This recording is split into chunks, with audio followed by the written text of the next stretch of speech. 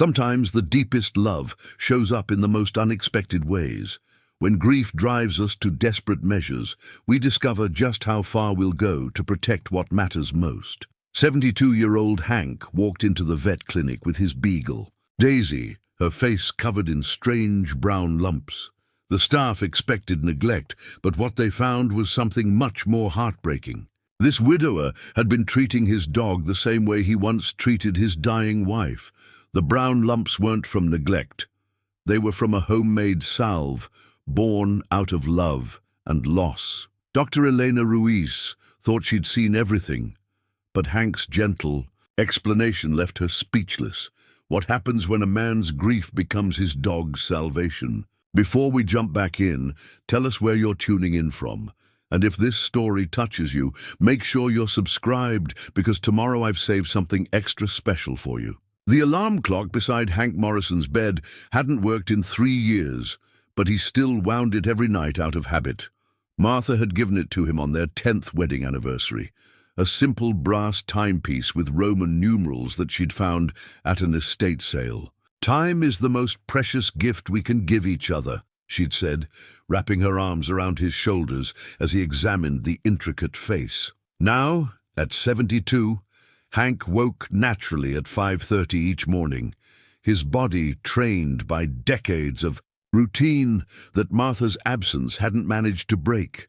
The hardwood floors creaked under his slippered feet as he shuffled toward the kitchen, past the living room where Martha's reading chair sat unchanged, her bookmark still marking page 247 of a novel she'd never finish. Daisy, his 12-year-old beagle, padded behind him with the careful gait of an aging dog, her nails clicking against the wood in a rhythm that had become his morning symphony. Hank reached into his wallet and pulled out a faded photograph, himself and Martha on their wedding day in 1976, both grinning with the unguarded joy of two people who believed they had forever ahead of them. Martha wore a simple white dress and daisies in her hair, which is how their dog had gotten her name 8 years later, when Martha surprised him with the wiggling puppy on his 64th birthday. "She's your retirement companion," Martha had announced, holding the beagle up to eye level.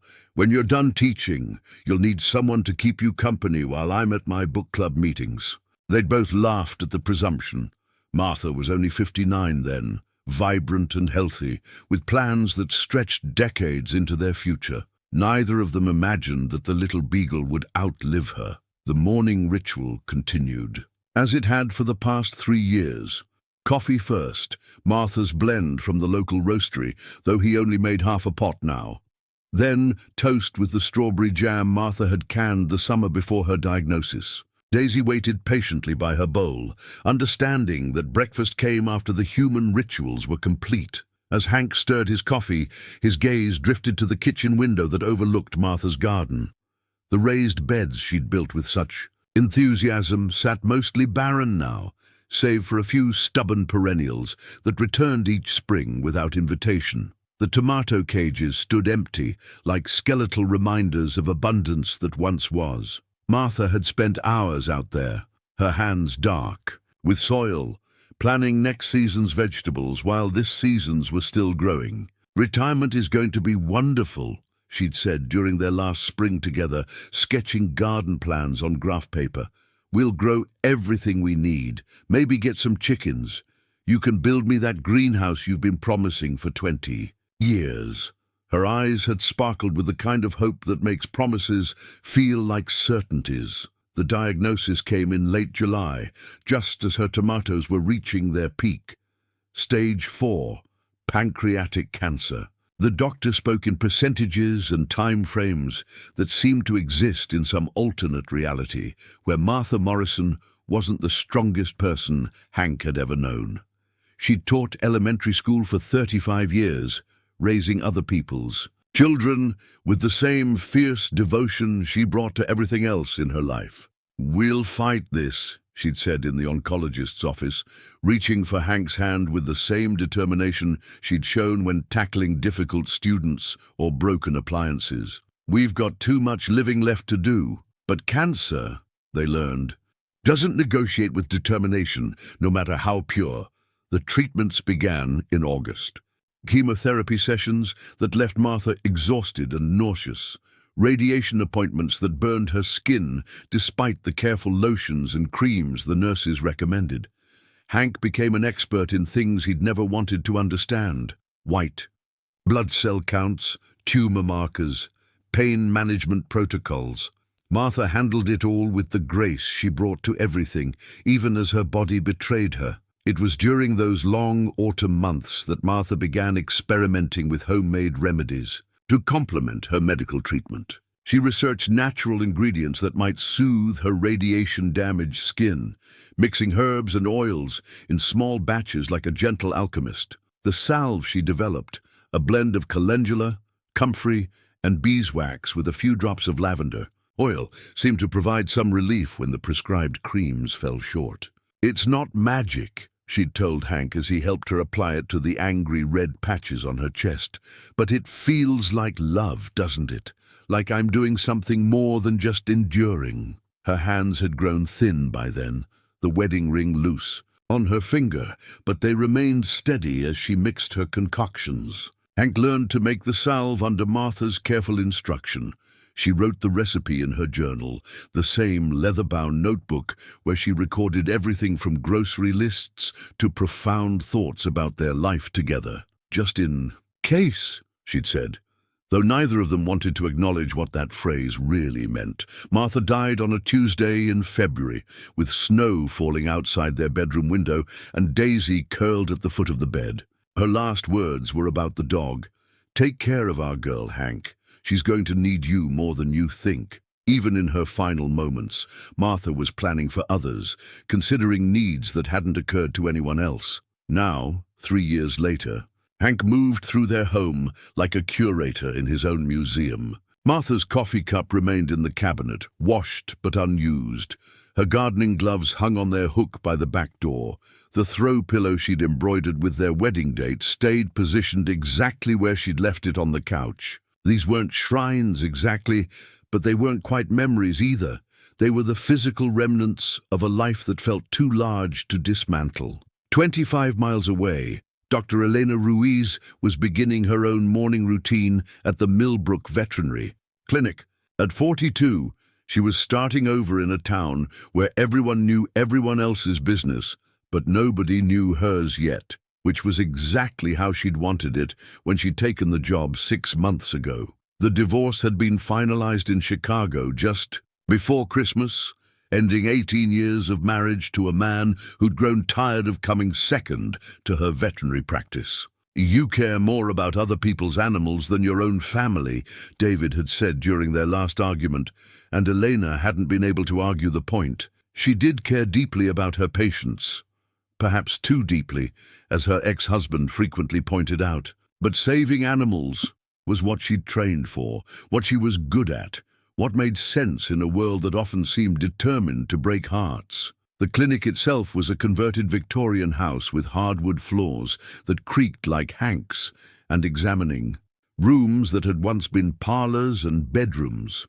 Carol Hendricks, the 60-year-old receptionist, had worked there for 23 years and possessed an encyclopedic knowledge of every pet and owner within a 30-mile radius. Miguel Santos, the veterinary technician, was 28 and had the gentle hands and infinite patience that made scared animals trust him instantly. "We've got a full schedule today," Carol announced as Elena reviewed the appointment book. "Mrs. Patterson's cat needs her shots. The Johnson's new puppy is coming in for his second round of vaccinations, and old Hank Morrison is bringing Daisy in at 10:30.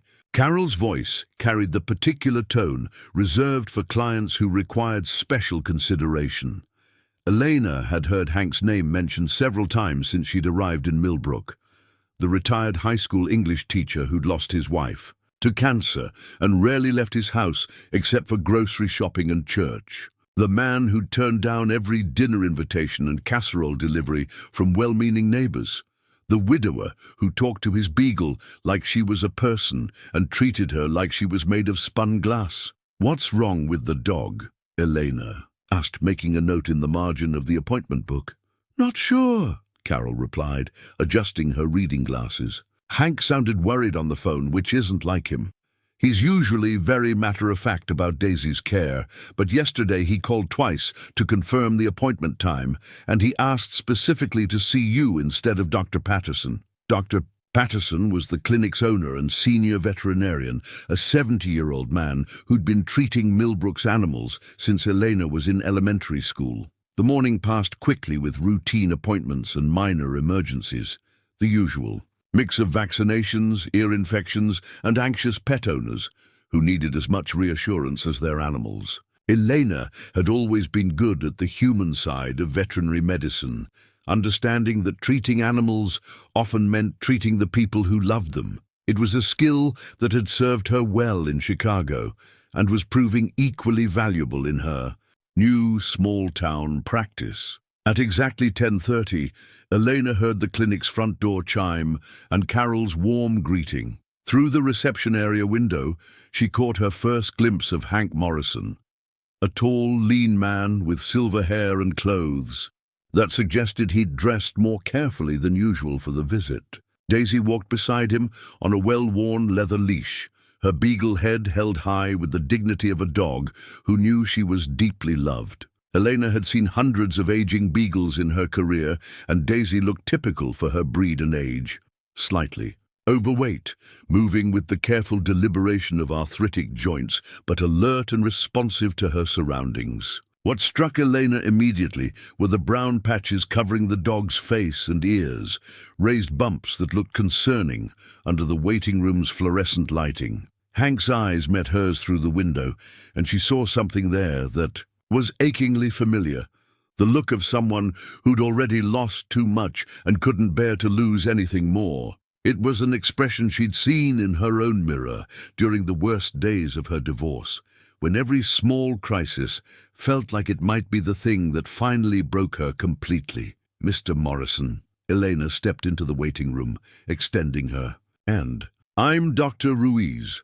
Why don't we take Daisy back to examining room 2? The handshake was firm, but brief, Hank's weathered fingers betraying a slight tremor that might have been nerves or might have been age. Daisy followed obediently, her tail wagging with the enthusiasm of a dog who associated veterinary visits with attention and treats rather than discomfort. As they settled into the examining room, Hank in the plastic chair, Daisy on the stainless steel table, Elena gathering her initial observations. None of them could have predicted how this routine appointment would unfold. Elena was thinking about differential diagnoses and treatment protocols. Hank was thinking about Martha's journal and the recipe written in her careful handwriting. Daisy was thinking about the treats she could smell in Dr. Ruiz's pocket and the way the morning sunlight felt warm through the examining room window. Outside, Millbrook went about its Tuesday morning business.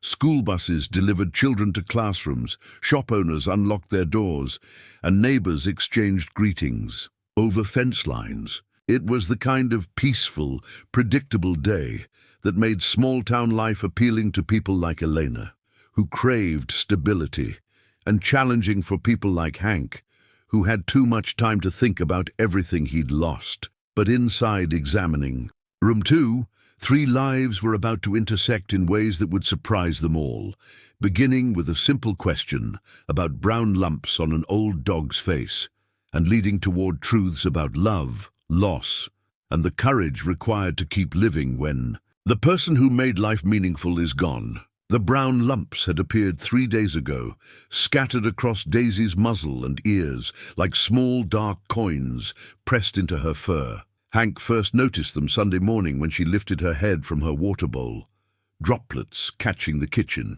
light and revealing the strange growths that hadn't been there the night before. His heart had stopped for a moment, the same frozen terror he'd felt when Martha first showed him the small lump under her arm that would change everything. Cancer had a way of announcing itself quietly, almost politely, before it destroyed your world. Hank's hands had trembled as he knelt beside Daisy, gently parting her fur to examine the bumps more closely. "What are these, girl?"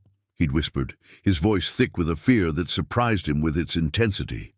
Daisy had simply wagged her tail and licked his face, trusting him completely to fix whatever was wrong, the same trust Martha had shown. In those early days of her diagnosis, that afternoon, Hank had retrieved Martha's leather-bound medical journal from the bedroom dresser, where he'd kept it untouched for 3 years. The notebook contained everything: appointment schedules, medication lists, symptom tracking, and most importantly, the careful recipes Martha had developed for her homemade remedies. Her handwriting filled page after page, documenting her battle, with the methodical precision she'd once applied to lesson plans.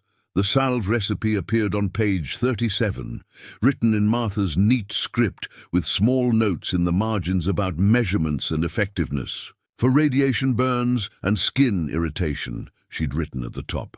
Calendula for healing, comfrey for inflammation, beeswax as base. Add lavender oil, 2 drops only, for scent and antimicrobial properties. Below the recipe, Martha had included detailed instructions for preparation and application, along with her observations about how the salve had provided comfort when nothing else seemed to help. Applied twice daily to affected areas. One note read, Hank mixed this batch. He has gentle hands. The burning sensation decreased within hours. Hank remembered those sessions, Martha lying in their bed while he carefully smoothed the salve over the angry red patches left by radiation treatments. His hands had learned to be tender in ways they'd never needed to be before, discovering how to touch damaged skin without causing pain. Martha would close her eyes and hum softly while he worked, sometimes falling asleep under his ministrations. "This feels like love," she'd murmured during one of their last sessions together. "Not just the salve, but your hands, the way you take care of me. Promise me you'll remember how to be gentle with yourself when I'm gone." He'd promised, though he hadn't understood what she meant at the time. Now, looking at Daisy's worried face, he wondered if this was what Martha had been trying to prepare him for, the moment when love would require him to act despite his fear. Sunday evening, Hank had gathered the ingredients from Martha's carefully organized medicine cabinet. The dried calendula petals were still fragrant, stored in a glass jar with Martha's neat label. The comfrey had retained its earthy scent, and the beeswax, purchased from a local beekeeper Martha had befriended, sat in its original tin container. Only the lavender oil was missing, so Hank had driven to the health food store in the next town over, enduring curious glances from strangers who wondered what an elderly man was doing in the essential oils section. The process of making the salve had been both heartbreaking and healing. Standing in the kitchen where Martha had mixed her remedies, following her precise instructions, Hank felt closer to his wife than he had in months. His hands remembered the motions, warming the oil, melting the wax, stirring in the herbs with the wooden spoon Martha had designated specifically for this purpose. The finished salve looked exactly as he remembered, a pale yellow cream with tiny flecks of calendula petals and the faint, comforting scent of lavender. Hank had filled a small glass jar, the same type Martha had used, and labeled it in his careful handwriting, "For Daisy, with love." The first application had been emotional. Daisy had held perfectly still as Hank gently massaged the salve into the bumps on her face, her dark eyes watching his every movement with complete trust. The cream absorbed quickly into her fur, leaving behind only the subtle scent that reminded Hank so powerfully of Martha's final months. "This helped your mama," he'd whispered to Daisy as he worked. "It's going to help you too. I know it is." For 3 days, he'd applied the salve twice daily, just as Martha's notes instructed. The lumps hadn't grown larger, but they hadn't disappeared either, and Hank's anxiety had increased with each passing hour. By Tuesday morning, he couldn't convince himself that home remedies would be enough. Daisy needed real medical attention, even if it meant admitting that his love wasn't sufficient to heal her. Now, sitting in the examining room with Dr. Elena Ruiz, Hank felt the weight of his decision pressing against his chest. The veterinarian was younger than he'd expected, with kind eyes and an unhurried manner that reminded him of the best doctors from Martha's oncology team. She approached Daisy with the same gentle confidence those doctors had shown, her hands moving over the beagle's body with practiced skill. "These lumps appeared recently?" Dr. Ruiz asked, her fingers carefully examining each brown bump. 3 days ago, Hank replied, his voice steadier than he felt. "They showed up overnight, it seemed like. He paused, unsure how to explain his actions without sounding foolish. "You've been treating them with something," Dr. Ruiz observed, not looking up from her examination. "There's a residue in her fur and it smells like herbs. Calendula, maybe? And lavender?" Hank's face flushed with embarrassment and something that might have been relief. "Yes, I made a salve. It was a recipe my wife used during her cancer treatment." The words came out in a rush, as if speaking quickly might make them easier to hear. Dr. Ruiz's hands stilled for a moment, and she looked up to meet Hank's eyes. "Tell me about the salve," she said quietly. "What ingredients did you use?" So, Hank told her everything. He described Martha's journal, the careful recipe, the process of making the salve in their kitchen. He explained about Martha's radiation burns and how the homemade remedy had provided comfort when nothing else helped. He talked about his fear when Daisy's lumps appeared, the desperate hope that led him to try the only healing method he trusted completely. "I know it probably sounds crazy," he finished, his hands clasped tightly in his lap. "An old man treating his dog with remedies meant for humans, but it was all I knew how to do. It was what worked for Martha." Dr. Ruiz was quiet for a long moment, her expression thoughtful rather than judgmental. When she finally spoke, her voice was gentle. "Mr. Morrison, can you tell me more about your wife's cancer? What type it was? What treatments she received?"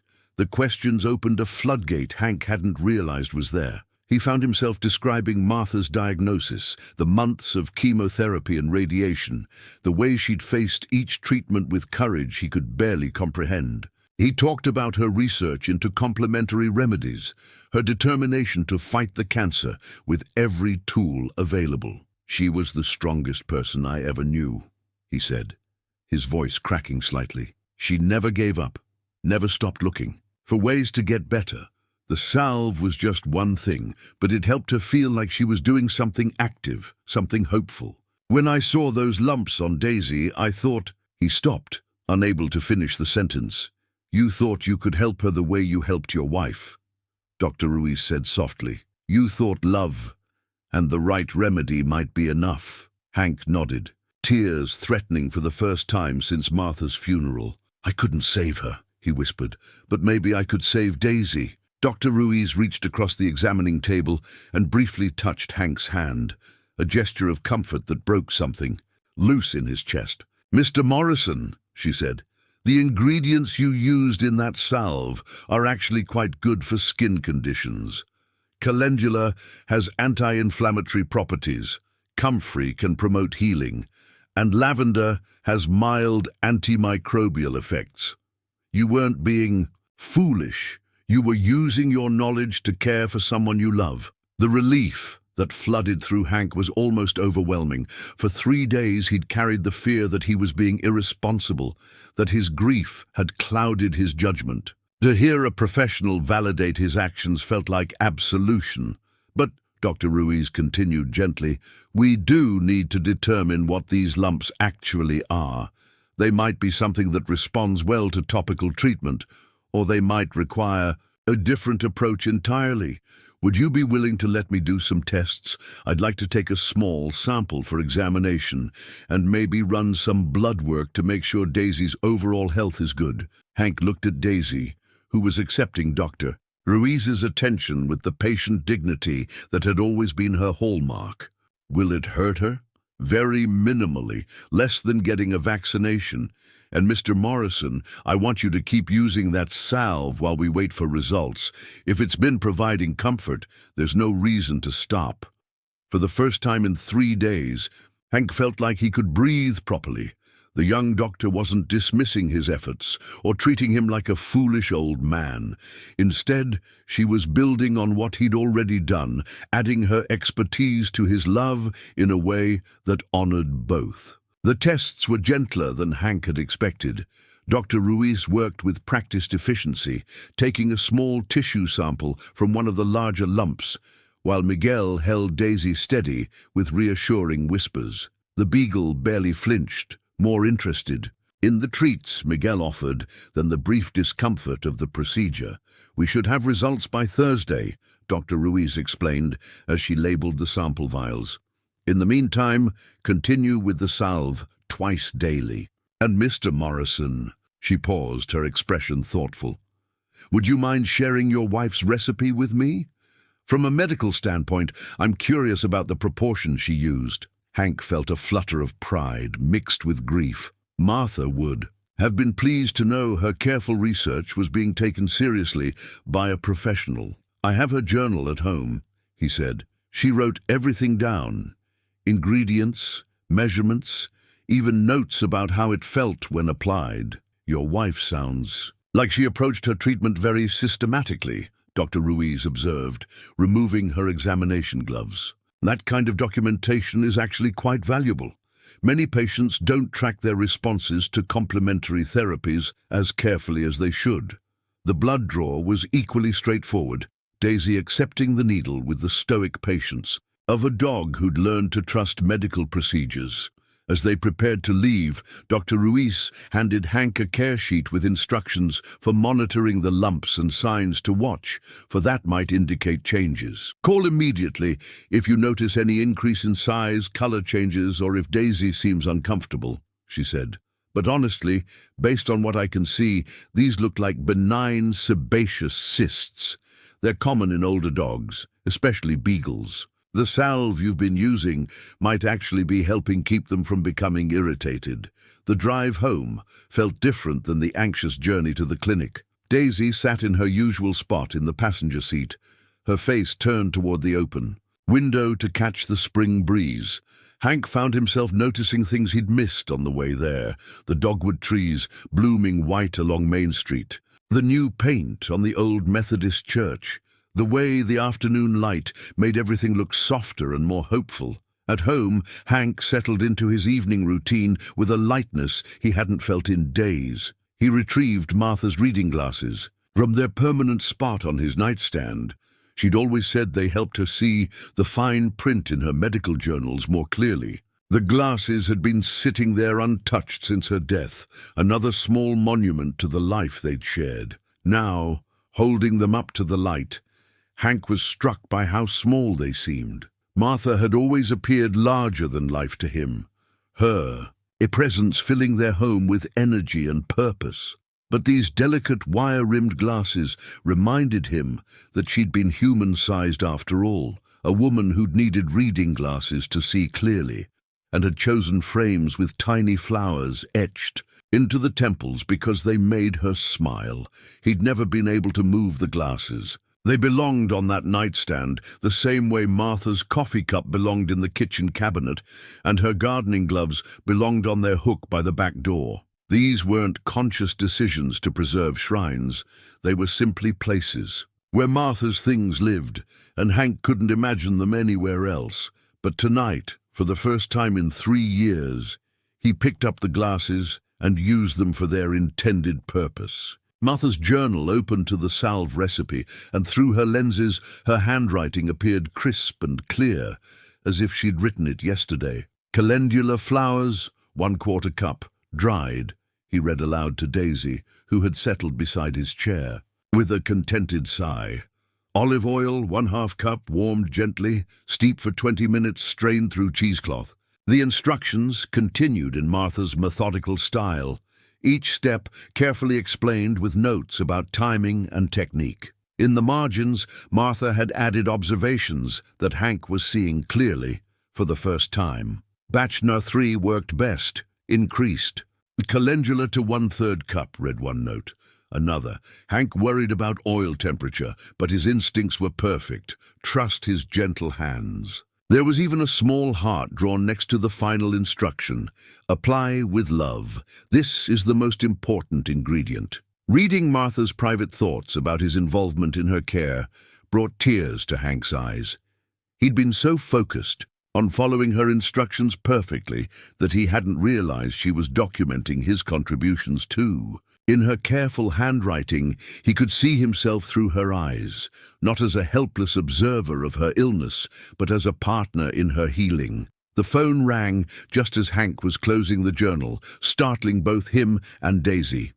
Carol's voice was warm and familiar when he answered. "Hank, I hope you don't mind me calling," she said. "I wanted to check on Daisy. Dr. Ruiz mentioned she's running some tests." "They think the lumps are benign cysts," Hank replied, surprised by how natural it felt to discuss Daisy's condition with someone else. For months, he kept his worries private, but Carol's genuine concern made conversation feel safe.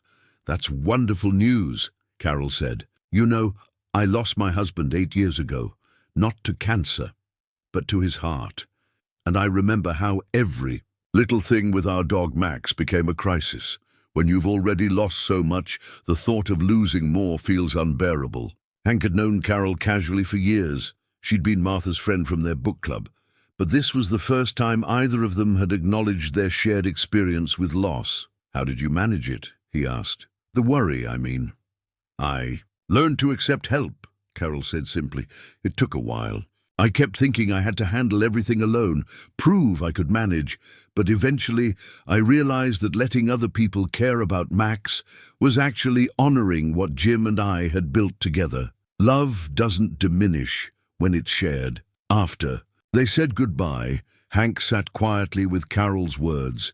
He'd been carrying his grief like a burden meant for one person, protecting it from outside interference, but maybe that wasn't what Martha would have wanted. She'd always believed in community, in the way people could support each other through difficult times. Later, as he applied the evening dose of salve to Daisy's face, Hank found himself talking to her more openly than usual. "Dr. Ruiz thinks you're going to be fine, girl," he said, his fingers gentle against her warm fur.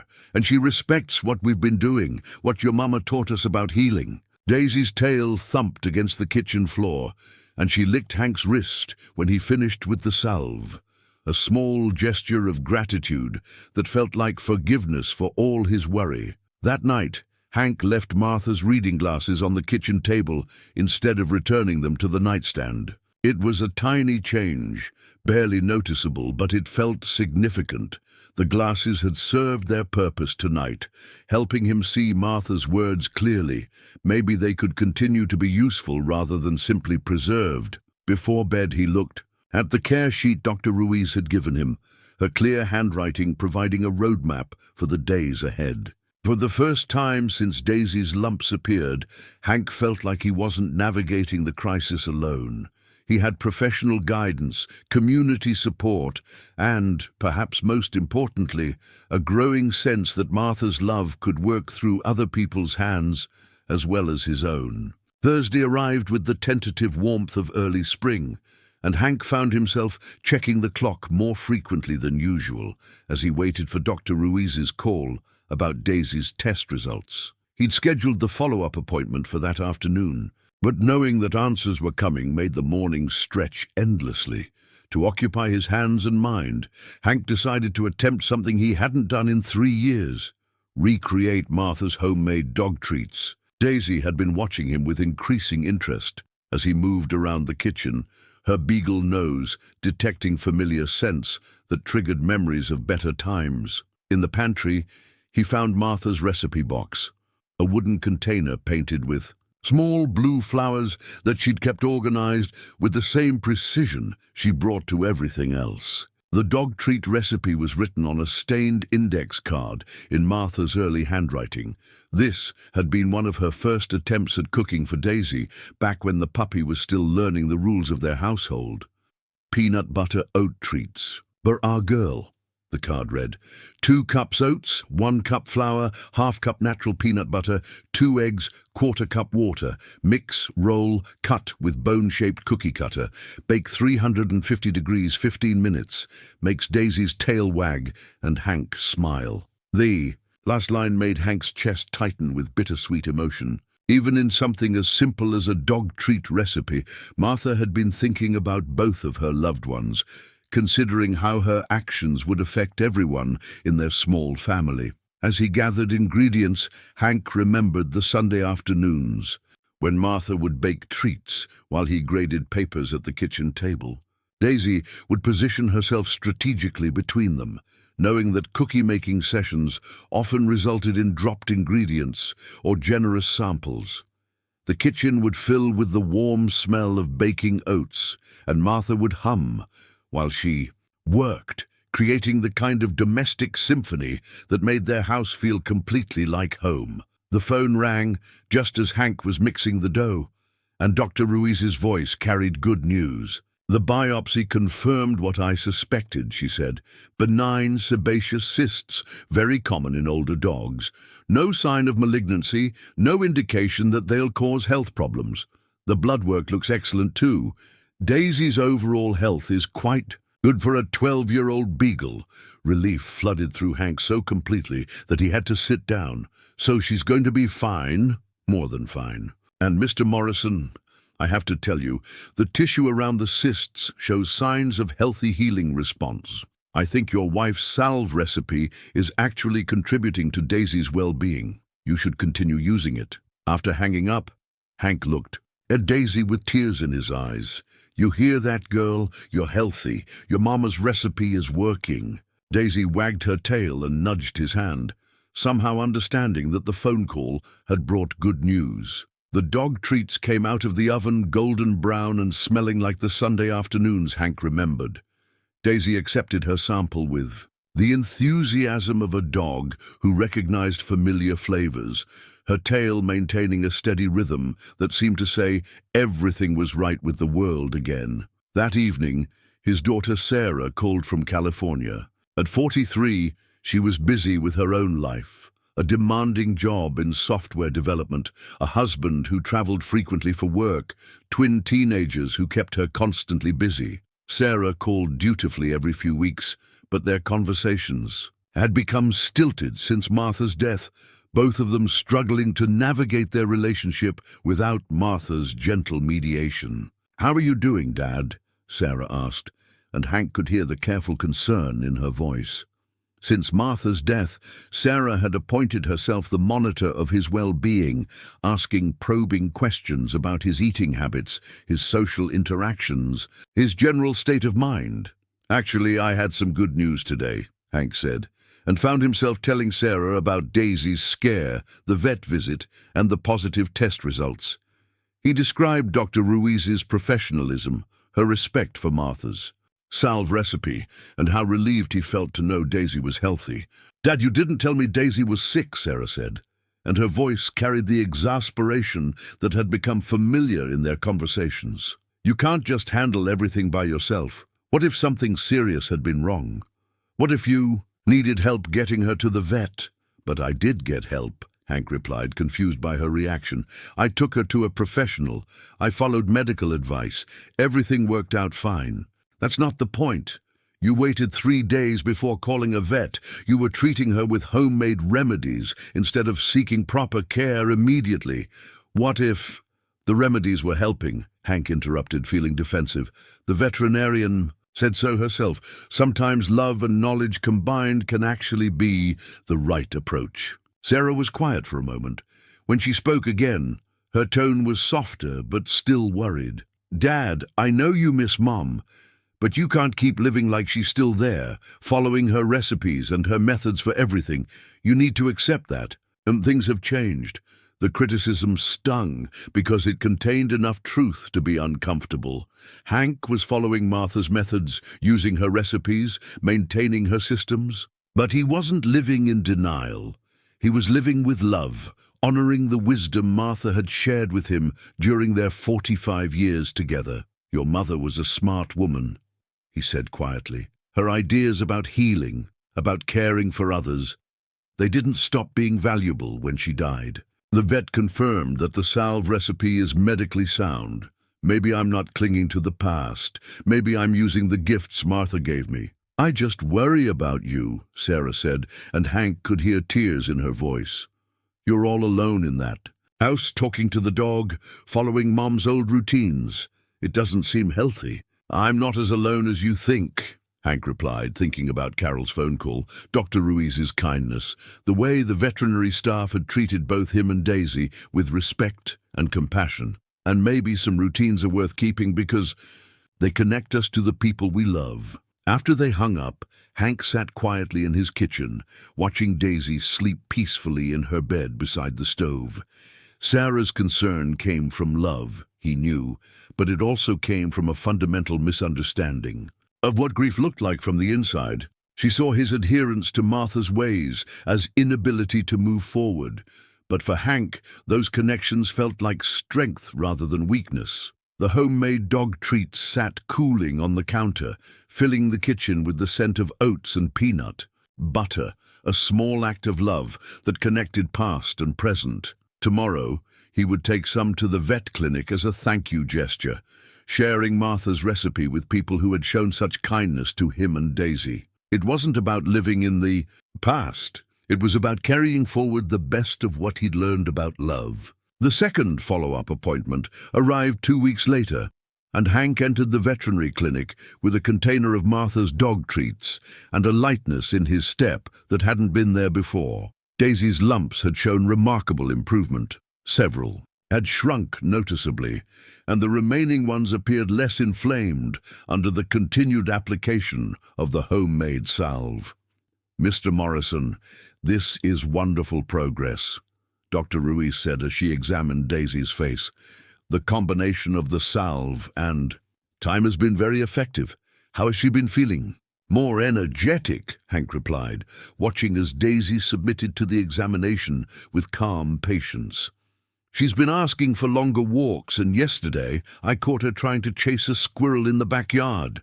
Haven't seen that kind of enthusiasm in months." Dr. Ruiz smiled as she made notes in Daisy's chart. "That's exactly what we want to hear. Mr. Morrison, I have a question for you. Have you ever considered joining a grief support group?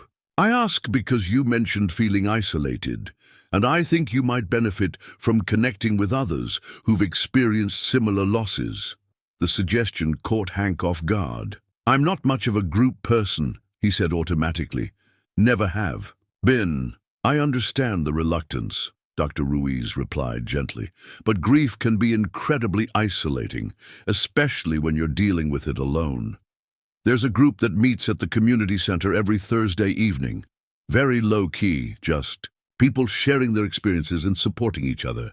Hank's immediate instinct was to decline, but something in Dr. Ruiz's expression stopped him. She wasn't pushing, just offering, the same way she'd offered professional help for Daisy while respecting his homemade remedies. "I'll think about it," he said, which surprised them both.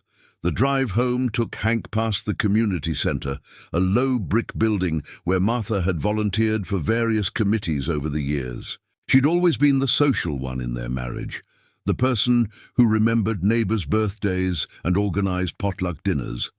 Hank had been content to be her quiet complement, supporting her initiatives while preferring smaller, more intimate gatherings. At home, he found himself walking through rooms that had remained largely unchanged since Martha's death. The formal dining room still held her collection of ceramic birds on the hutch. The guest bedroom contained boxes of her teaching materials that he'd never been able to sort through. Most significantly, their bedroom still looked exactly as it had when she was alive.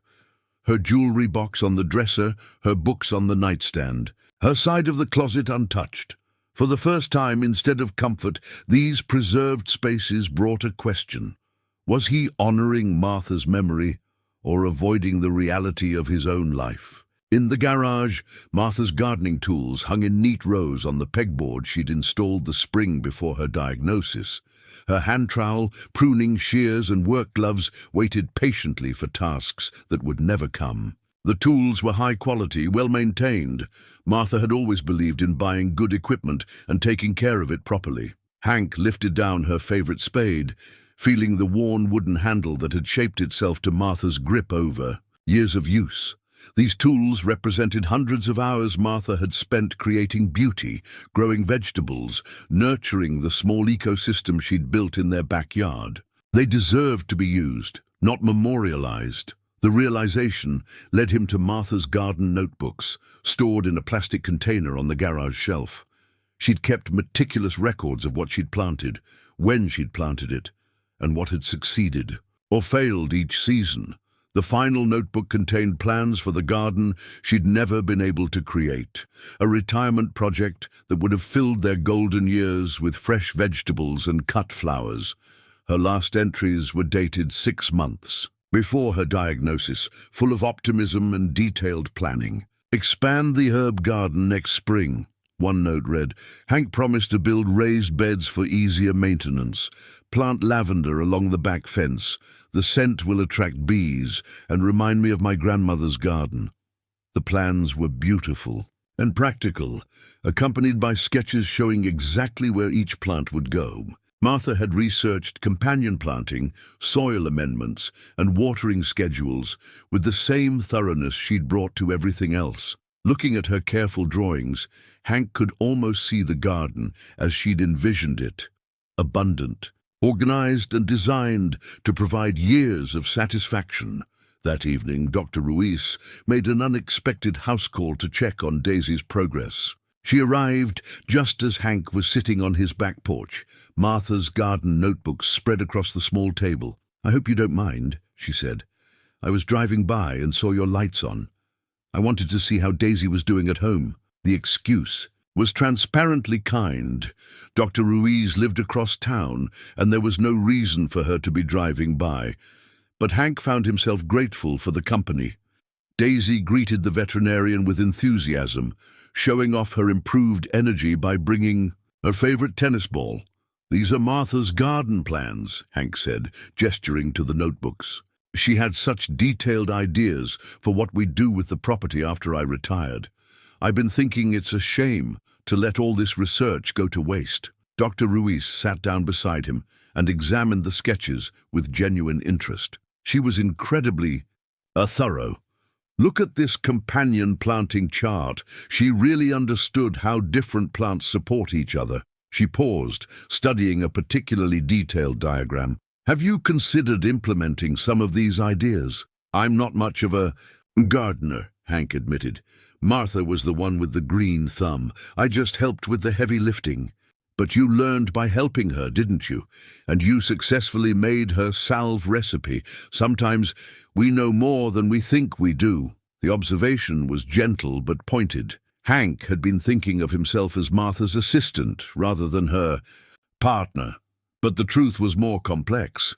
He'd been involved in every aspect of her gardening: soil preparation, planting, watering, harvesting. Martha had shared her knowledge generously, and he'd absorbed more than he'd realized. "The grief support group I mentioned," Dr. Ruiz said carefully, "meets tomorrow night. If you decide to go, I could drive you the first time. Sometimes having a friendly face in the room makes it easier."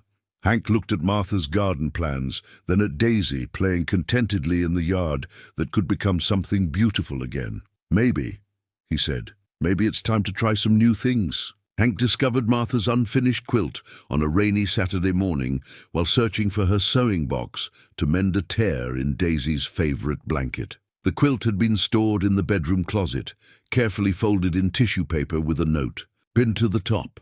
"For our 50th anniversary, a memory quilt with fabric from special occasions. Half finished, H will know what to do." The sight of it took his breath away.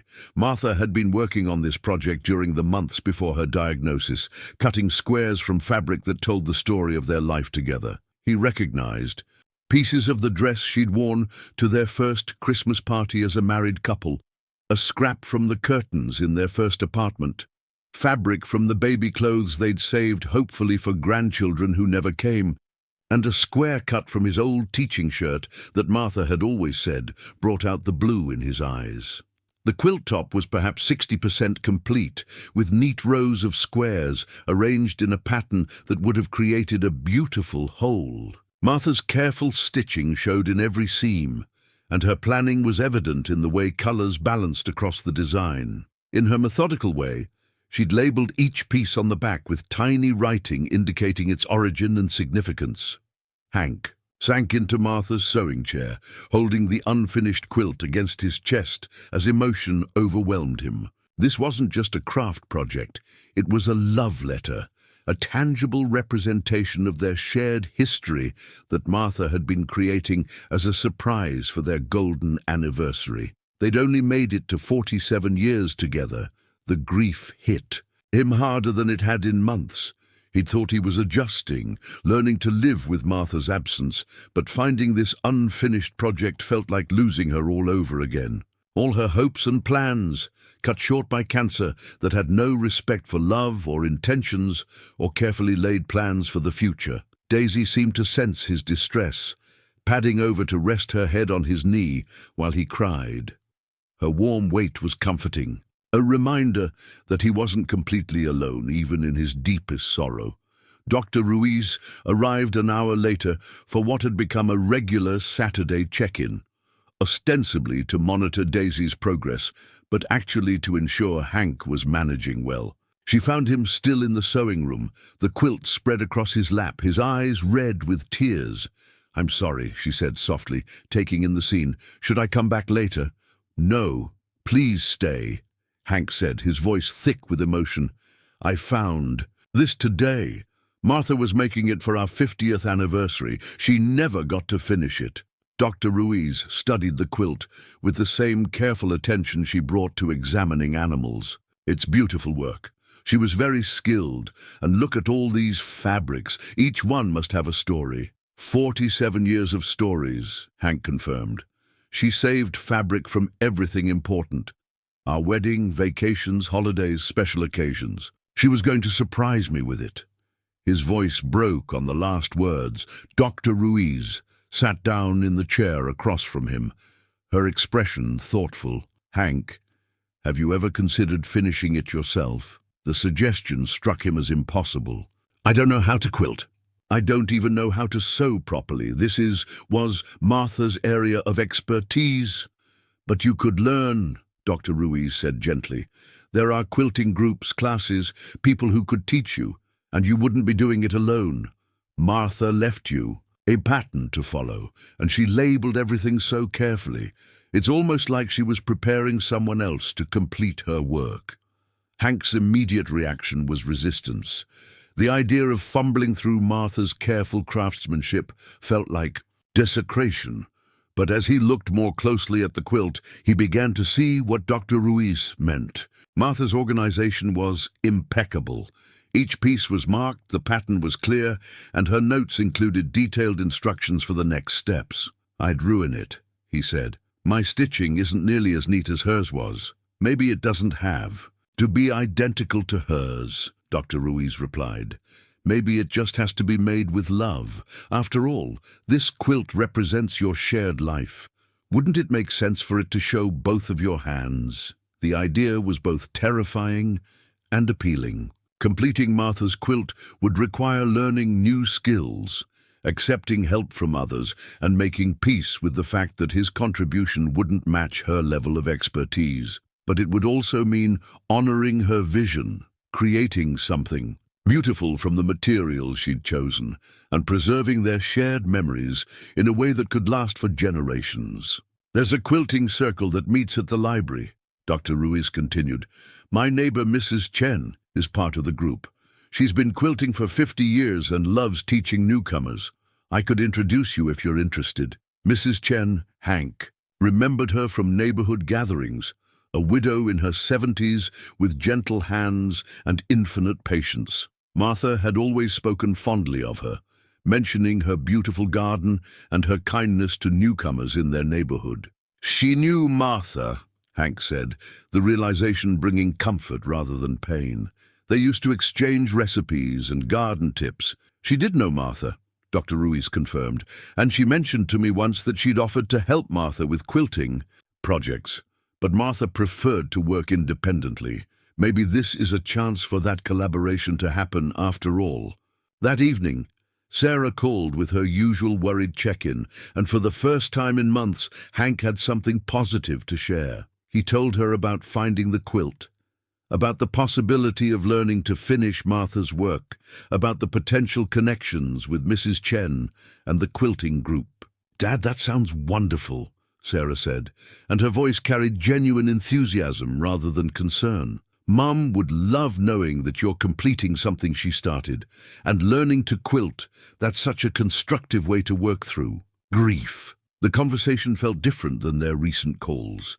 Instead of Sarah monitoring his well-being, they were discussing a project that excited him, a way of honoring Martha's memory while creating something new. For the first time since Martha's death, Hank had a goal that looked forward rather than backward. Before bed, he spread the unfinished quilt across the guest bed, studying Martha's pattern and imaging how the completed project might look. Each square told a piece of their story, but together they would create something larger, a visual representation of a love that had lasted nearly 5 decades and would continue in new forms even after death. The unfinished quilt wasn't just Martha's final project. It was her invitation for Hank to continue their shared creative life, to build on what they'd created together, and to find new ways of expressing the love that hadn't ended when her life did. The letter fell out of Martha's quilting notebook on a Tuesday morning, 3 weeks after Hank had decided to attempt finishing her anniversary project. He'd been searching for her detailed notes about the quilt pattern when the envelope slipped from between pages and landed on the sewing room floor. His name was written across the front in Martha's familiar handwriting with a date from 2 months before her death. The envelope was sealed, and something about its careful placement between the quilting pages suggested Martha had hidden it there deliberately, knowing he would find it when he was ready to engage with her unfinished work. Hank's hands trembled as he opened the envelope. Inside was a letter written on Martha's personal stationery, cream-colored paper with small blue flowers along the border that she'd used for important correspondence. "My dearest Hank," the letter began. "If you're reading this, it means you've found my quilting supplies and are perhaps thinking about finishing the anniversary project I started. I hope that's true, because it would mean you're ready to move forward in ways that honor our love while creating something new." The letter continued for 3 pages, written in the thoughtful, careful prose that had made Martha such an effective teacher. As Hank read, he felt as if she was speaking directly to him from beyond the grave, addressing concerns and fears he'd been carrying for 3 years. "I know you, my love, better than anyone else ever will," Martha had written. "I know that when I'm gone, you'll try to preserve everything exactly as it was, thinking that's the best way to honor my memory. You'll keep my coffee cup in the cabinet and my gardening gloves on their hook. You'll follow my recipes precisely and resist changing any of the routines we built together. You'll do this because you love me, and because changing things will feel like letting me go." Hank's vision blurred with tears as he recognized the accuracy of Martha's predictions. She had known exactly how he would respond to her death, understanding his nature so completely that she could write his future behavior months before it happened. "But darling," the letter continued, "that's not what I want for you. Preserving our life exactly as it was isn't honoring love, it's stopping love from growing. The salve recipe I taught you, the garden plans I made, the quilt I'm leaving unfinished, these aren't meant to be shrines. They're meant to be starting points for the life you'll continue to live." The revelation hit Hank like a physical blow. For 3 years, he'd been treating Martha's methods and belongings as sacred artifacts, believing that changing or adapting them would somehow diminish her memory. But she had anticipated this response and was telling him, in her own words, that he'd misunderstood what she wanted. "The salve helped me during my treatments," Martha wrote, "but it was never about the ingredients themselves. It was about your hands applying it with such tenderness, about the love you put into the process of healing. If you ever use that recipe again, I want you to know that love is the active ingredient, not the herbs. Trust medical professionals. Accept modern treatments, and remember that my remedies were supplements to proper care, not replacements for it. Hank thought about his treatment of Daisy's condition, how he'd initially relied solely on Martha's salve before seeking professional help. Dr. Ruiz had been wise to validate his efforts while providing proper veterinary care. Martha had anticipated even this scenario. The letter's most difficult section addressed his resistance to moving forward. I'm worried that you'll isolate yourself after I'm gone, thinking that staying connected to our old life is the same as staying connected to me. But love doesn't diminish when it's shared with new people or expressed in new ways. I want you to make friends, accept help, and yes, even find companionship if the right person comes along. You have so much love left to give, and it would break my heart to know you were hoarding it like a miser hoards gold. These words challenged everything Hank had believed about honoring Martha's memory. He'd thought that maintaining their routines unchanged was the ultimate expression of devotion. But Martha herself was telling him that real devotion meant continuing to live fully, to love generously, and to grow in ways that built on what they'd shared together. The quilt I'm leaving unfinished is my gift to your future, Martha continued. Each piece of fabric represents our past, but the way you complete it will represent your continued journey. I hope you'll ask for help, from neighbors, from crafting, groups, from new friends who can teach you skills I never had time to share. Let other hands guide yours. Let new people into our story. That's how love grows beyond death. The letter's final paragraph was the most difficult to read. Hank, my darling husband, you gave me 47 years of devotion, laughter, and partnership that exceeded my wildest dreams. Now I'm asking you to give yourself permission to be happy again. Not the same happiness we shared, that was ours alone, but new forms of joy, companionship, and purpose. Find ways to use all the love I know is still in your heart. That's my final wish, and my final gift to you. She'd signed. It's simply, with all my love, always and forever, Martha. Hank sat in stunned silence, the letter trembling in his hands. Everything he'd believed about grief, about honoring Martha's memory, about the right way to live after loss, all of it had been wrong. Not completely wrong, but incomplete. Martha hadn't wanted him to become a living monument to their marriage. She'd wanted him to take the love they'd built together and find new ways to express it. When Dr. Ruiz arrived for her regular check-in an hour later, she found Hank still in the sewing room, Martha's letter spread on the table before him. His face showed the complex mix of emotions that comes with having fundamental beliefs challenged and transformed. She knew, he said simply, handing Dr. Ruiz the letter. She knew exactly what I would do, how I would try to preserve everything, exactly as it was, and she's telling me I got it wrong. Dr. Ruiz read the letter carefully, her expression growing thoughtful as she absorbed Martha's words. When she finished, she looked at Hank with new understanding. She wasn't telling you that you got it wrong, she said gently. She was telling you that loving her fully means being willing to love other things too, including yourself. The weight of 3 years of careful preservation, of untouched coffee cups and unchanged rooms, of rigid adherence to old routines, and resistance to new connections, suddenly felt less like devotion and more like fear. Fear of dishonoring Martha's memory, yes, but also fear of discovering that life could still hold meaning without her. I don't know how to change, Hank admitted. I don't know how to honor her wishes without feeling like I'm betraying everything. We built together. Maybe that's where the quilt comes in, Dr. Ruiz suggested. You'll be using Martha's fabric and following her pattern, but your stitches will be different from hers. The finished product will be something that neither of you could have created alone, a true collaboration across time. For the first time since finding the letter, Hank felt a glimmer of hope. Martha had left him a roadmap for moving forward, permission to grow beyond their shared past while carrying the best parts of it with him. The discovery reframed everything.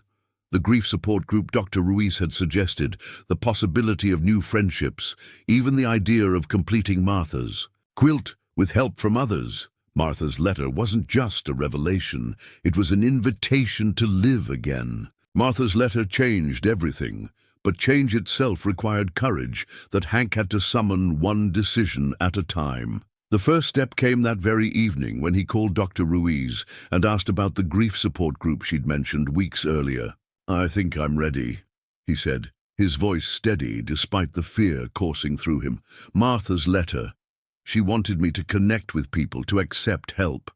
I've been doing the opposite of what she asked for." Dr. Ruiz's response was warm but unsurprised, as if she'd been waiting for this moment. "The group meets Thursday evenings at 7.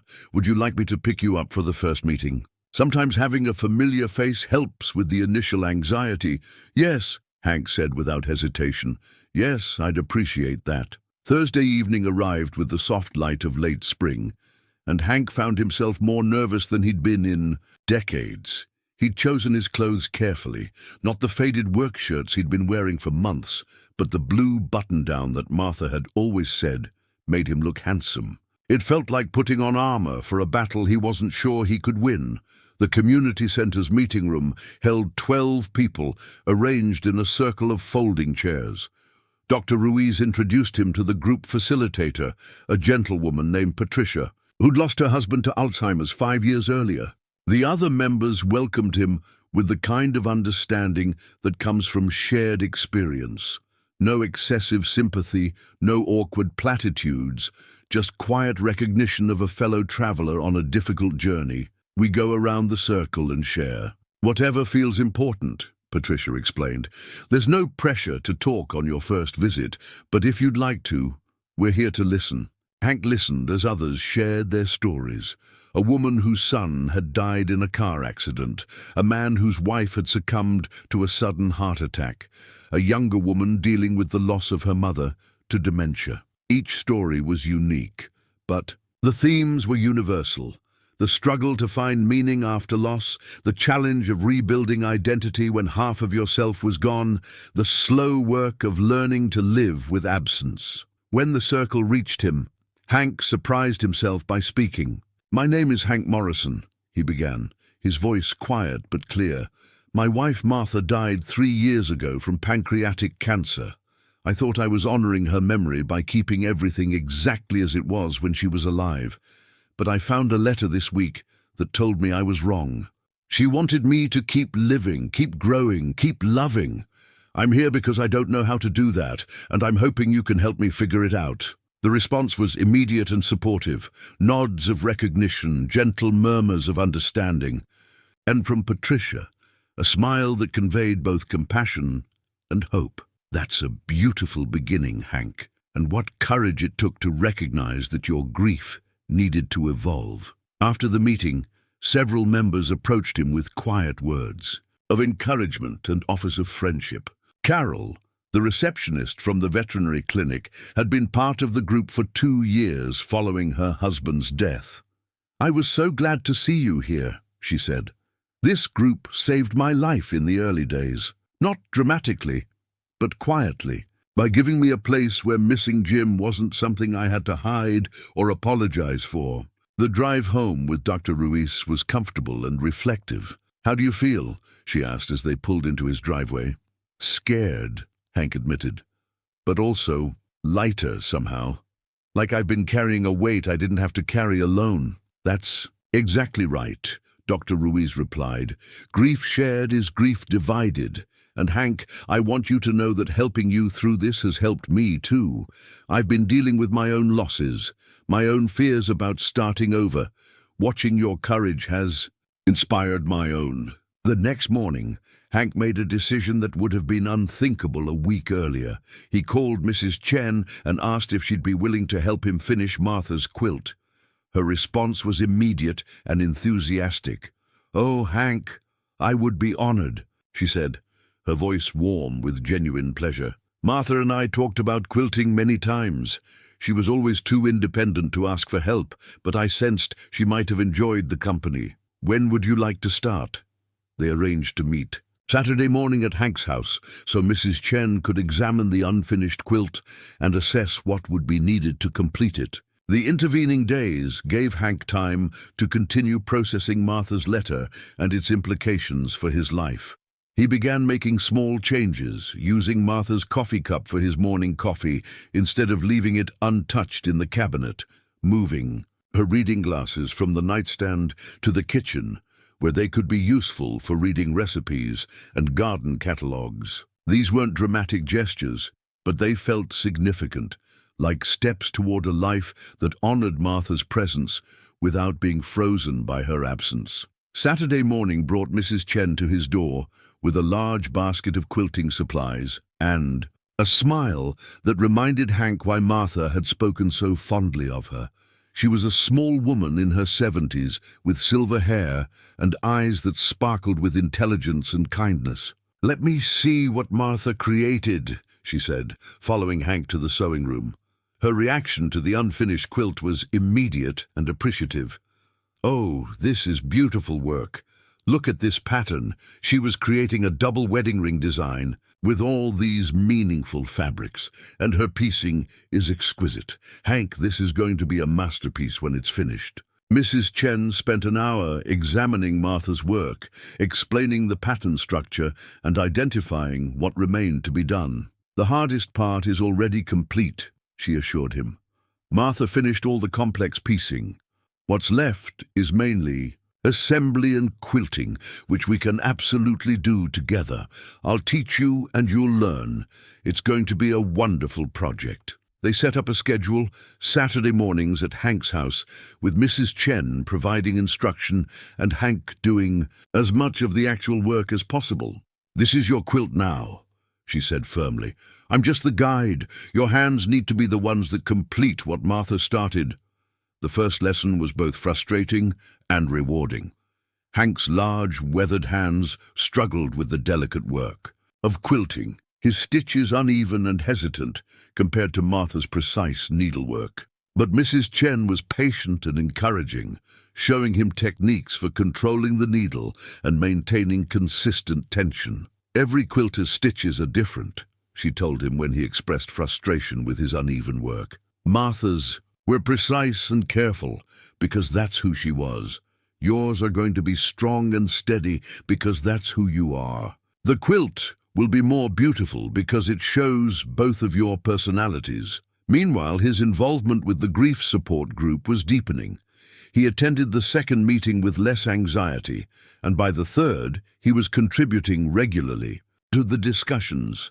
The group provided something he hadn't expected, not just support for processing grief, but inspiration for moving forward. Patricia had particularly wise insights about the difference between honoring memory and being trapped by it.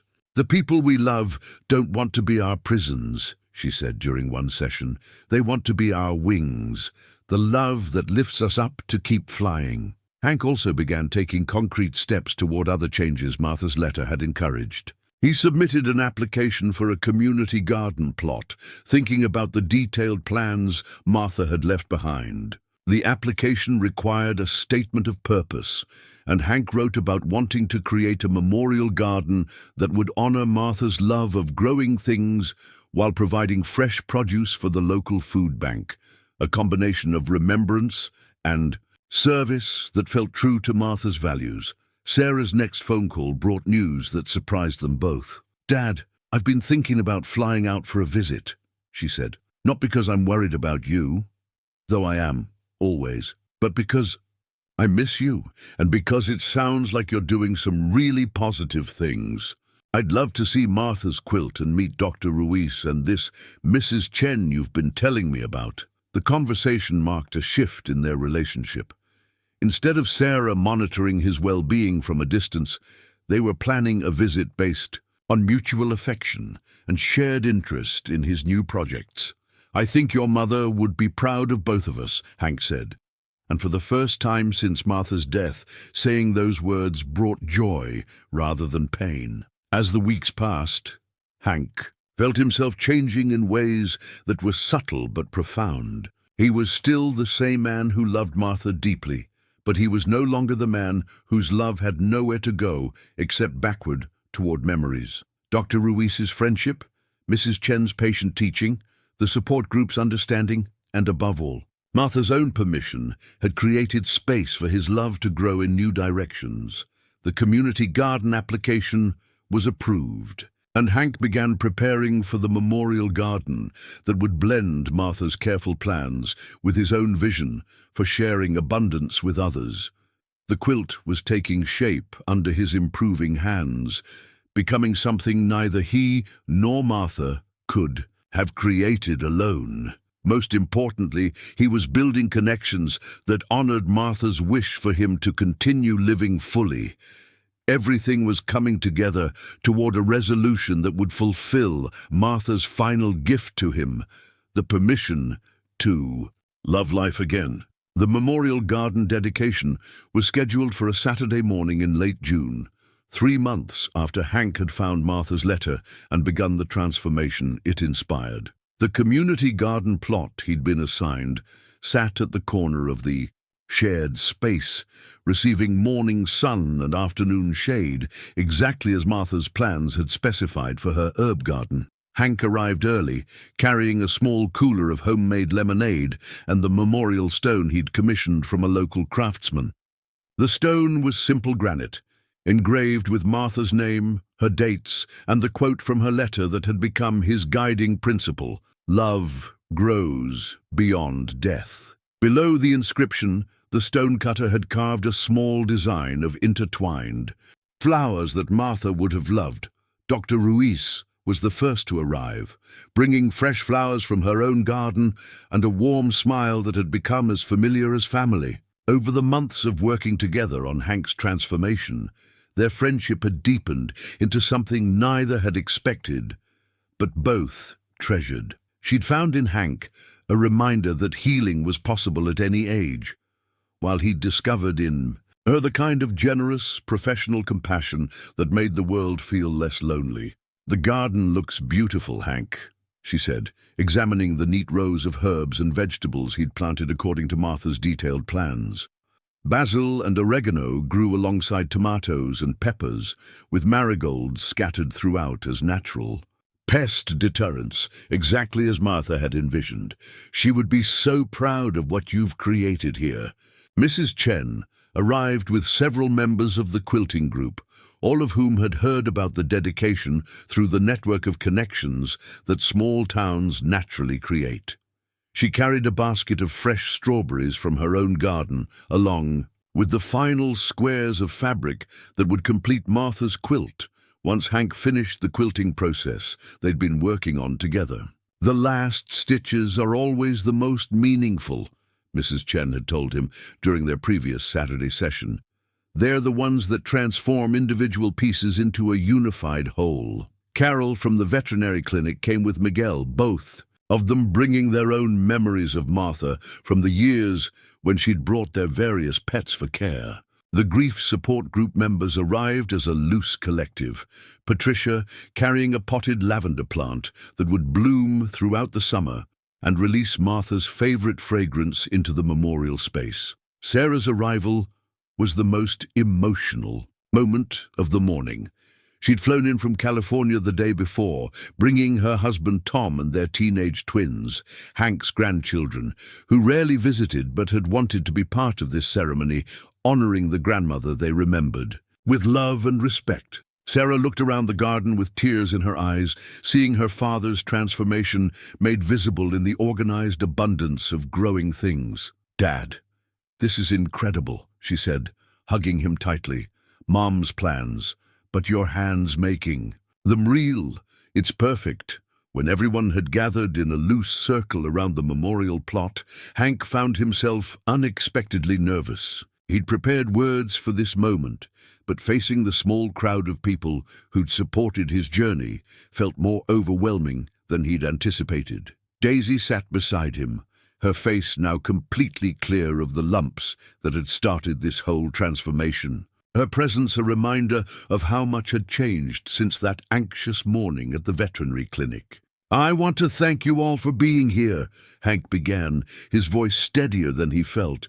"3 months ago I was a different man than I am today.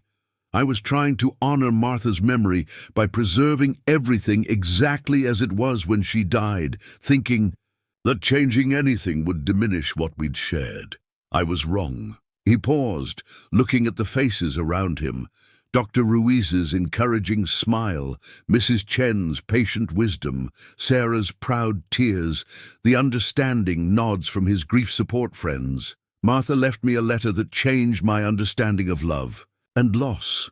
She didn't want me to become a museum curator of our past.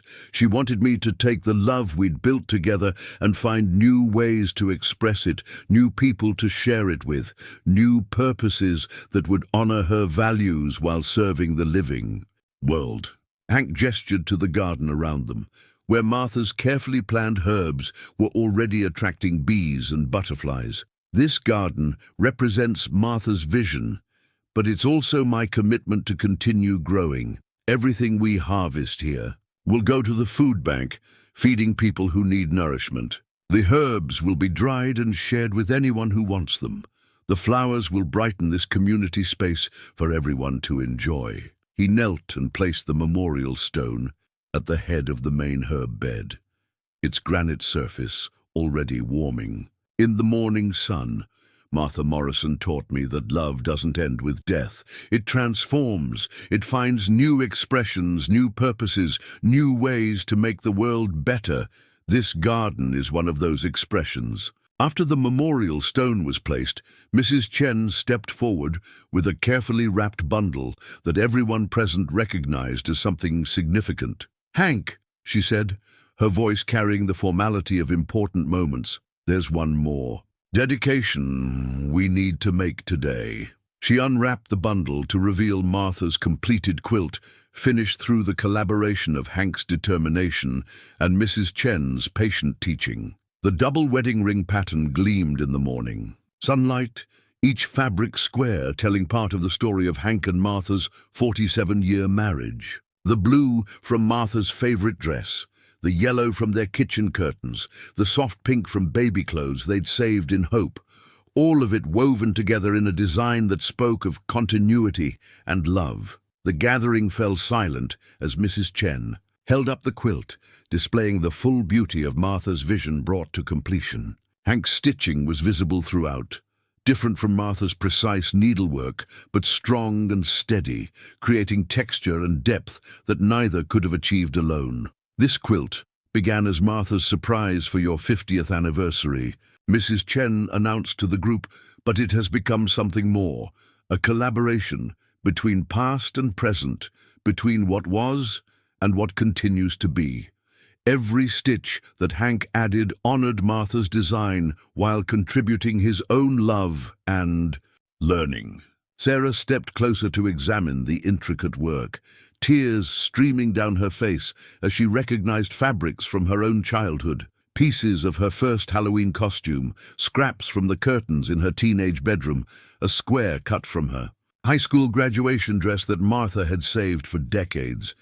"Dad," she whispered, "this is the most beautiful thing I've ever seen." Dr. Ruiz moved to another edge of the quilt, studying the way Hank's newer stitches blended with Martha's established pattern. As a veterinarian, she understood the importance of healing that happened gradually, tissue by tissue, and she could see that same process in the quilt. Hank's grief slowly transforming into something creative and life-affirming. "Mrs. Chen," Hank said, his voice thick with emotion, "I can't thank you enough for teaching me, for believing I could learn something so far outside my experience." "Teaching you was my privilege," Mrs. Chen replied. "But Hank, this quilt taught me something too. I've been quilting for 50 years, mostly alone, and I'd forgotten how much more meaningful the work becomes when it's shared. You reminded me that the best creations come from collaboration, from combining different strengths and perspectives." Patricia from the grief support group stepped forward to touch one of the fabric squares gently. "Would you consider displaying this at the community center?" she asked. "I think it would give hope to others who are learning to move forward after loss. Seeing that grief can create something beautiful. That's a powerful message." The suggestion caught Hank off guard. His first instinct was protective. The quilt was personal, private, meant for his own home and family. But as he looked around, at the faces of people who'd supported his transformation, he realized that keeping the quilt hidden would contradict everything Martha's letter had taught him about letting love grow beyond personal boundaries. Martha would have loved that idea, he said slowly. She always believed in sharing what could help others. If displaying the quilt might comfort someone else who's struggling with loss, then yes, I think that's exactly what she'd want. Sarah hugged him fiercely, proud of his generosity and growth. Dad, you've become the man Mom always knew you could be. The man she saw even when you couldn't see him yourself. As the formal ceremony concluded, the group naturally transitioned into the kind of community gathering Martha would have loved, sharing food, admiring the garden, and talking about plans for the future. The teenagers explored the community garden space with the curiosity of young people discovering that adults could create something meaningful together.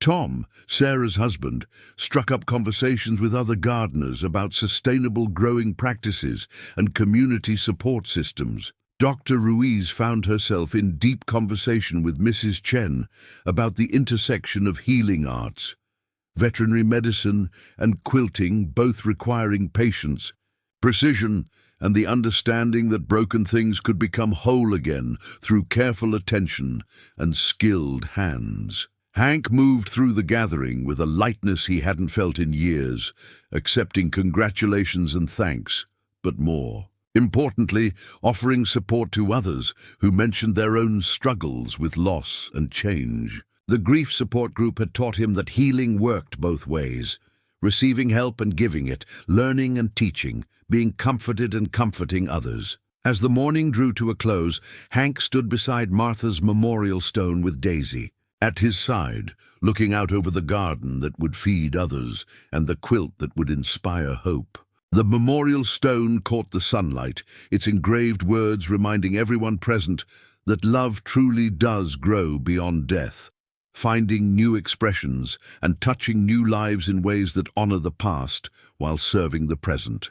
Martha's vision had become reality, but it was also something larger than either of them could have imagined alone, a community effort that proved love multiplied when it was shared. 6 months later, on a crisp October morning, Hank's daily routine bore little resemblance to the solitary rituals that had defined his first 3 years of widowerhood. He still woke at 5:30 without an alarm, but now the day held purpose. Beyond mere preservation of the past, Daisy greeted him with the energy of a dog whose health had been restored not just through medical treatment, but through the renewed vitality of her human companion. Her face showed no trace of the lumps that had once terrified them both, and her eyes sparkled with the contentment of a creature who understood that her world was stable and loving. The kitchen counter held a new photograph in a simple frame. Hank, Daisy, and Dr. Ruiz standing together in the memorial garden during its peak summer bloom. Dr. Ruiz's arm rested companionably on Hank's shoulder while Daisy sat between them, all three looking relaxed and genuinely happy. The new picture sat beside the old wedding photograph, not replacing it but complementing it, showing how love could honor the past while embracing the present. Elena, Dr. Ruiz had become Elena over the months of deepening friendship, would arrive at 7 for their Saturday morning ritual of coffee and garden planning. What had begun as professional check-ins on Daisy's condition had evolved into something neither had expected but both treasured, a partnership of equals who challenged and supported each other through the ongoing work of building meaningful lives. Their friendship had surprised them both with its depth and natural ease. Elena had found in Hank a mentor who understood the importance of patience in healing, while Hank had discovered in Elena the kind of thoughtful, compassionate woman who made him remember why companionship mattered. There was no rush to define what they meant to each other. At their age, they'd learned that the best relationships developed organically, without pressure or artificial timelines. The memorial garden had exceeded all expectations. Martha's herb plants had produced abundant harvests throughout the summer, providing fresh basil, oregano and thyme to the local food bank, along with armloads of vegetables that fed families struggling with food insecurity. The lavender Mrs. Chen had contributed bloomed faithfully, releasing Martha's favorite fragrance into the community space and attracting clouds of bees that pollinated neighboring plots. Hank had become an unofficial mentor to newer community gardeners, sharing Martha's meticulous research along with his own hard-won experience. He'd learned that teaching others honored Martha's legacy as an educator, while giving him new purpose as someone whose knowledge could help others succeed. Mrs. Chen arrived every other Saturday morning for quilting lessons that had evolved into mutual instruction sessions. Hank's skills had improved dramatically, and he was now working on a smaller quilt, a wall hanging that combined fabrics from his teaching career with pieces Elena had contributed from her veterinary coats. The project represented their friendship, while teaching him that creating beauty didn't diminish Martha's memory, but expanded the circle of love she'd begun. Martha's completed quilt hung in the community center's main hallway, where it had become a source of comfort and inspiration to others navigating their own losses. Patricia reported that several new members had joined the grief support group after seeing the quilt and reading the small plaque explaining its story. The display proved that sharing Martha's vision had multiplied its impact far beyond what either Hank or Martha could have imagined. Sarah called every Sunday now, and their conversations had transformed from worried check-ins to genuine exchanges between father and daughter who enjoyed each other's company. She was planning another visit for Thanksgiving, bringing her family to see the garden's autumn glory and spend time with the man she'd watched transform from isolated widower to engaged community member. "I think Mom would be amazed by everything you've accomplished," Sarah had said during their most recent call, but maybe not amazed. Maybe she always knew you had this in you and was just waiting for the right moment to help you find it. The grief support group had become a central part of Hank's week, providing both the support he still needed and the opportunity to help others who were earlier in their own journeys. He'd learned that grief never completely ended, but it could transform into something that served others while honoring those who died. His story of finding Martha's letter and learning to live according to her true wishes had become a source of hope for group members who were struggling to move forward. Onil. This particular October morning, as Hank prepared coffee for Elena's arrival, he reflected on the year that had changed everything. The brown lumps on Daisy's face seemed like events from someone else's life. A crisis that had felt overwhelming, but had actually been the beginning of his transformation. Martha's salve had worked, but not in the way he'd originally imagined. It had brought him to Elena, who'd helped him understand that love expressed through proper care was more effective than love expressed through desperate measures alone. Martha's letter remained in his wallet, read so many times that the paper was soft with handling, but he no longer needed to refer to it regularly. Its message had become part of his daily understanding of how to live. Love grows beyond death, not by being preserved unchanged, but by finding new expressions that honor the past while serving the present. Daisy padded over to her food bowl, tail wagging in anticipation of breakfast and the day ahead. Through the kitchen window, Hank could see Elena's car turning into the driveway, right on time as always. The memorial garden lay dormant under autumn leaves, but spring would bring new growth from the roots they'd established together. The sun was rising over Millbrook, illuminating a man who'd learned that the deepest grief could transform into the most generous love, and that honoring the dead meant living fully in service to the living. Martha's gift hadn't been her recipes or her plans or even her wise letter. It had been her permission to continue loving in ways that made the world more beautiful, more connected, and more filled with the hope that comes from refusing to let death have the final word.